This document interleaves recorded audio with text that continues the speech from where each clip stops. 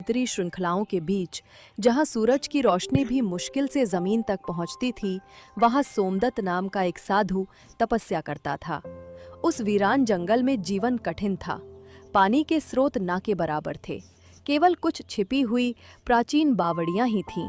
सोमदत्त को भगवान की तपस्या के सिवा किसी चीज से लगाव नहीं था, सिवाय एक चीज के, लकड़ी की नक्काशी। जब वो कठोर तप से थकता तो सूखी लकड़ियों को उठाकर उन्हें अद्भुत पशु पक्षियों का रूप देने लगता।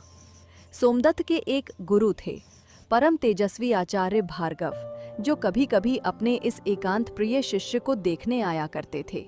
एक दिन जब आचार्य भार्गव आए तो कुटिया के बाहर बैठे थे कि कुछ धूर्त कौवों का एक झुंड आया।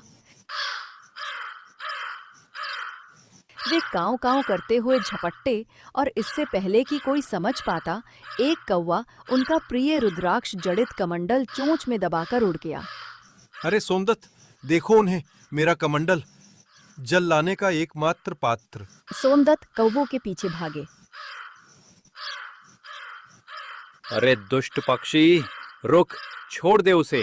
पर कौवे पलक झपकते ही ऊंचे घने पेड़ों में ओझल हो गए। सोमदत्त निराश होकर लौट आए।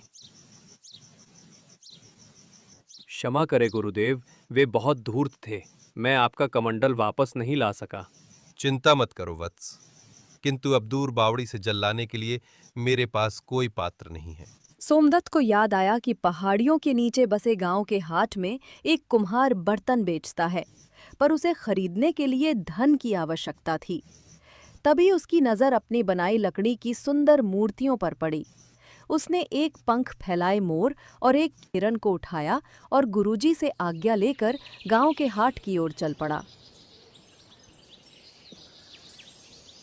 वहां पहुंचकर उसने आवाज लगाई, लकड़ी के खिलौने ले लो, जंगल के सजीव जानवर। लोगों को उसकी कला इतनी भाई कि वे चकित रह गए। एक अमीर व्यापारी ने उन दोनों मूर्तियों को मुंह मांगी कीमत पर खरीद लिया। मिले हुए धन से सोमदत्त ने एक नया सुंदर कमंडल खरीदा और खुशी-खुशी अपनी कुटिया में लौट आया। लीजिए गुरुदेव, आपका कमंडल। आचार्य भार्गव शिष्य का ये समर्पण और निस्वार्थ कला देखकर बहुत प्रसन्न हुए। सदा प्रसन्न रहो वत्स, तुम्हारी इस कला में सच्चाई है। गुरुजी कमंडल लेकर चले गए। एक बार सर्दी का ऐसा भयंकर मौसम आया जैसा पहले कभी न देखा गया। कई दिनों तक इतना घना कोहरा और पाला पड़ा कि सारे रास्ते बंद हो गए। सोमदत्त की कुटिया में अन्न का एक दाना भी नहीं बचा। तभी उस ठिठुरन से जूझते हुए उसके गुरु आचार्य भार्गव पधारे। प्रणाम गुरुजी, आप इस प्रलयनकारी मौसम में? सोमदत्त ने उन्हें आदर से बैठाया और अपनी आखिरी बची सूखी लकड़ी से आग जलाई। तुम्हारी चिंता हो रही थी वत्स। गुरुदेव, आप मेरे अतिथि हैं, पर मेरा दुर्भाग्य देखिए। मेरे पास आपको खिलाने के लिए एक फल तक नहीं है। मैंने स्वयं 2 दिन से कुछ नहीं खाया है। आचार्य भार्गव की नजर कुटिया के कोने में पड़ी, जहां सोमदत्त की बनाई कुछ अद्भुत मूर्तियां रखी थीं। उन्होंने मुस्कुराकर कहा, अरे ये क्या है, जरा दिखाना। ये तो मैंने बकरी बनाने की चेष्टा की थी गुरुजी। आचार्य ने बकरी को हाथ में लिया। वो कारीगरी अद्भुत थी। वत्स, मैं तुम्हें एक विद्या दे रहा हूं। ये प्रकृति के नियम के विरुद्ध है, पर आज प्राण बचाने के लिए ये आवश्यक है। मैं तुम्हें वो मंत्र सिखाता हूं जिससे तुम अपनी कला में प्राण फूंक सकते हो, किंतु याद रखना, इसका प्रयोग केवल आवश्यकता के लिए करना, इच्छा या लालच के लिए नहीं। आचार्य ने सोमदत्त को मंत्र सिखाया। सोमदत्त ने कांपते हाथों से लकड़ी की बकरी पर जल छिड़का और मंत्र का जाप किया। देखते ही देखते लकड़ी की निर्जीव बकरी ने आंखें खोली, हिली डुली और जोर से मिमियाने लगी। गुरुजी, ये तो जीवित हो गई। इसका दूध पियो और अपने प्राणों की रक्षा करो। अगले दिन सुबह होते ही गुरुजी वहां से चले गए, पर जाते जाते फिर चेताया, वत्स, मंत्र याद रखना और मेरी चेतावनी भी। अब सोमदत्त के दिन बदल गए। वो रोज ताजा दूध पीता और तपस्या में लगा रहता, पर धीरे धीरे उसे अकेलापन सताने लगा। बकरी तो है, पर ये बोलती नहीं। काश कोई साथी होता जो मेरी कुटिया की रखवाली भी करता। उसे गुरुजी की चेतावनी याद आई, पर मन में एक नए विचार ने सिर उठा लिया।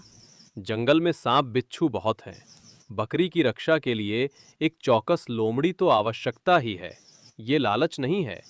उसने अपनी सारी कला लगाकर लकड़ी की एक चालाक लोमड़ी गढ़ी। फिर उसने मंत्र पढ़ा और उसमें जान डाल दी। लोमड़ी जीवित होकर उसके पैरों से लिपट गई। सोमदत्त की खुशी का ठिकाना ना रहा। उसने उसका नाम चित्रक रखा। कुछ महीने और बीते। चित्रक एक वफादार साथी था। वो बकरी के आसपास घूमता और किसी भी खतरे को पहले ही भांप लेता।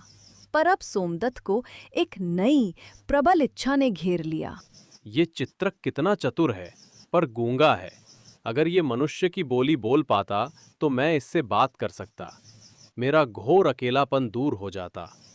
इस बार वो स्पष्ट जानता था कि ये आवश्यकता नहीं, शुद्ध लालच है, पर वो खुद को रोक नहीं पाया। बस एक आखिरी बार।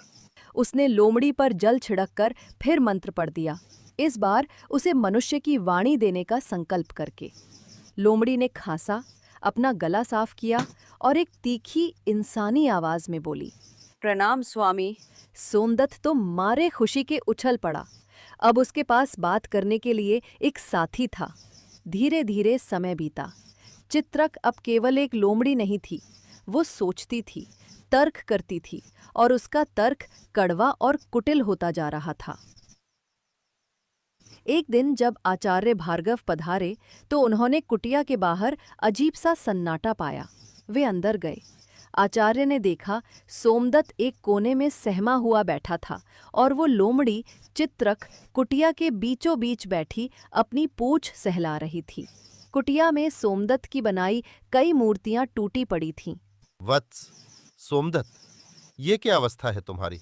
और ये प्राणी कौन है? चित्रक की आंखें घूमी और वो इंसानी आवाज में बोली, आ गए एक और साधु जी। क्या तुम भी लकड़ियों में जान डालते हो या सिर्फ यही ये काम करता है? आचार्य भार्गव सन्न रह गए। उन्होंने सोमदत्त की ओर देखा। सोमदत्त रोने लगा। गुरुजी, मुझसे भूल हो गई। मैंने इसे वाणी दे दी। जब से ये बोलने लगी ये बदल गई। ये मुझसे सवाल करती है, मैं लोमड़ी हूं या मनुष्य?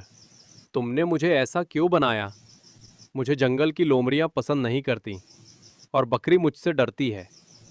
मेरी जगह कहाँ है? आज इसने मेरी नक्काशी की सारी मूर्तियां तोड़ दी। कहती है, तुम्हें कोई और साथी बनाने का अधिकार नहीं। तभी चित्रक जोर से गुर्राई और बोली, इसने मुझे जीवन नहीं, श्राप दिया है। मैं ना यहाँ की हूँ ना वहाँ की। मेरा ये हाल तुम्हारी वजह से हुआ है। मैं तुम्हें और तुम्हारे गुरु दोनों को मैं नहीं छोड़ूंगी। ये कहकर चित्रक ने अपनी कुटिल आंखों से आचार्य भार्गव पर छलांग लगा दी। सोमदत्त ये देखकर भय और अपराध बोध से कांप उठा। अपने गुरु को बचाने के लिए उसने पास पड़ी एक जलती लकड़ी उठाई और पूरी ताकत से चित्रक पर वार कर दिया। जैसे ही जलती लकड़ी लोमड़ी से टकराई, एक दर्दनाक चीख गूंजी और वो वापस लकड़ी की बेजान मूर्ति में बदल गई, लेकिन उसका चेहरा पीड़ा और क्रोध में तना हुआ था। गुरुदेव, मुझसे अक्षम्य अपराध हो गया। लालच ने मेरी बुद्धि हर ली थी। मैं इस सिद्धि के लायक नहीं था। कृपया कृपया इस बकरी को भी पहले जैसा लकड़ी का ही बना दीजिए। मैं पहले जैसी स्थिति में ही खुश रहूंगा। आचार्य भार्गव ने एक ठंडी सांस ली। चलो, अंत में तुम्हें ज्ञान हो गया। आदमी को उतने ही पैर फैलाने चाहिए जितनी लंबी चादर हो। पर वत्स, जो तुमने किया उसे पूरी तरह पलटा नहीं जा सकता। ये बकरी आवश्यकता से जन्मी थी। ये निर्दोष है। इसे वापस लकड़ी बनाना भी उतना ही बड़ा पाप होगा जितना उस लोमड़ी को वाणी देना था। तुमने एक जीवन को जन्म दिया है। अब उसका पालन पोषण करना तुम्हारा प्रायश्चित है। सोमदत्त को अपनी गलती की गहराई का एहसास हुआ। आचार्य भार्गव ने उस क्रोधित लोमड़ी की लकड़ी की मूर्ति को उठाया और उसे दूर जंगल में फिकवा दिया। कुछ ही दिनों बाद सोमदत्त संभल गया। उसने उस मंत्र